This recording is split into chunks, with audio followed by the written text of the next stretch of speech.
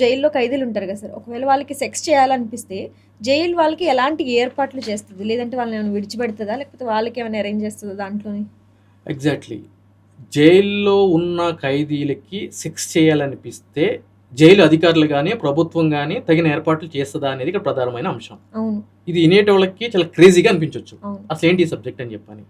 కానీ భారత రాజ్యాంగంలో ప్రతి ఒక్క వ్యక్తికి కూడా బ్రతికే హక్కు, స్వేచ్ఛగా తిరిగే హక్కు ఉంది.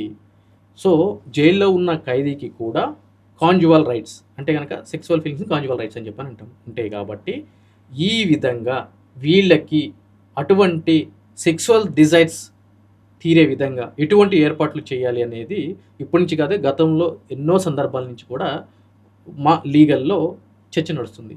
దీనికి సంబంధించి మొదటగా 2010లో బాంబే హైకోర్టు డివిజన్ బెంచ్ వారు ఒక సపరేట్ ఒక అమికస్ క్యూరీని అనేది ఏర్పాటు చేయడం జరిగింది.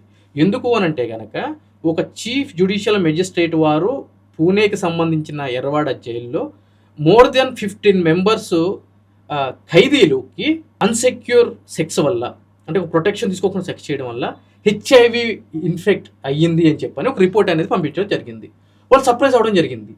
జైల్లో ఉన్న ఖైదీలకి హెచ్ఐవి డిటెక్ట్ చేయడం ఏంటి, ఒక ప్రాపర్ మెజర్స్ లేకుండా సెక్స్ చేయడం ఏంటి అని చెప్పని. సో దీనికి చట్టబద్ధత కల్పించాలి అని చెప్పని ఒక ఎమికస్ క్యూరీని అపాయింట్ చేయడం జరిగింది. ఆ సందర్భంగా కూడా వాళ్ళకి వాళ్ళ యొక్క ఫీలింగ్స్ తీర్చే విధంగా వాళ్ళ భాగస్వామ్యులతోటి ఒక ఏర్పాటు చేయాలి అని కూడా ఉత్తర్వులు అనేది ఇవ్వడం జరిగింది 2010లో. 2018లో కూడా మద్రాసు హైకోర్టు వారు వాళ్ళకున్న ప్రత్యేకమైన అధికారాలతోటి ఒక లైఫ్ కన్విక్ట్ అంటే జీవిత కారాగార శిక్ష పడేటటువంటి ఒక వ్యక్తికి వాళ్ళ యొక్క భార్యతోటి కంజువల్ అంటే లైక్ శారీరక సంబంధం పెట్టుకోవడానికి అవకాశం కల్పించడానికి 2 వారాల పెరోల్ అనేది ఇవ్వడం జరుగుతుంది. అంటే వాళ్ళు బయటకు వదిలిపెట్టి ఆ 2 వారాలు వాళ్ళ యొక్క భార్యతోటి అతను ఆ యొక్క కాంజువల్ రిలేషన్షిప్ మెయింటైన్ చేయాలి, అంటే ఆ శారీరక బంధం మెయింటైన్ చేయాలి అని చెప్పి కూడా ఇవ్వడం జరిగింది. అదేవిధంగా మనకి పంజాబ్లో చూసుకుంటే కనుక సుర్జిత్ సింగ్ అనే ఒక 60 సంవత్సరాల వ్యక్తి, జైల్లో ఉన్నటువంటి వ్యక్తి, ఒక 3 సంవత్సరాలు జైలు శిక్ష పడినటువంటి వ్యక్తి, నాకు నా భార్యతోటి ప్రత్యేకించి శారీరకంగా కలవాలి అని చెప్పి అని అనుకున్నప్పుడు ఆబ్వియస్లీ అక్కడున్న జైలు అధికారులు జైల్లోనే ఒక ప్రత్యేకమైన గదిని 2 గంటల కోసం అతను కేటాయించడం జరిగింది. ఆ 2 గంటలు అతను తన యొక్క భార్యతోటి శారీరక సంబంధం అనేది పెట్టుకోవడం జరిగింది.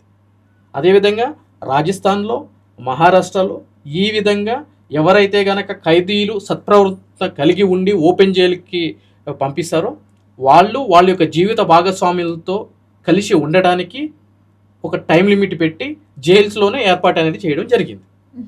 సో ఆబ్వియస్లీ జైల్లో ఉన్న ఖైదీలు కూడా సెక్స్ చేయాలి అని అనుకుంటే కనుక వాళ్ళ జీవిత భాగస్వాములతోటి తప్పనిసరిగా అటువంటి ఏర్పాట్లు అనేది ఏర్పాటు చేయడం జరుగుతుంది.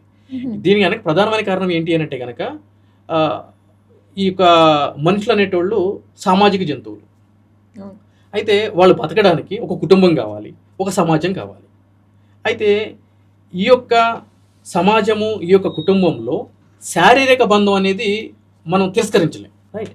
సో అదొక రైట్ కాంజువల్ అనేది. సో కాబట్టి ఈ యొక్క సెక్సువల్ రిలేషన్షిప్, కాంజువల్ రైట్స్ అనేది part and parts of the human life అని.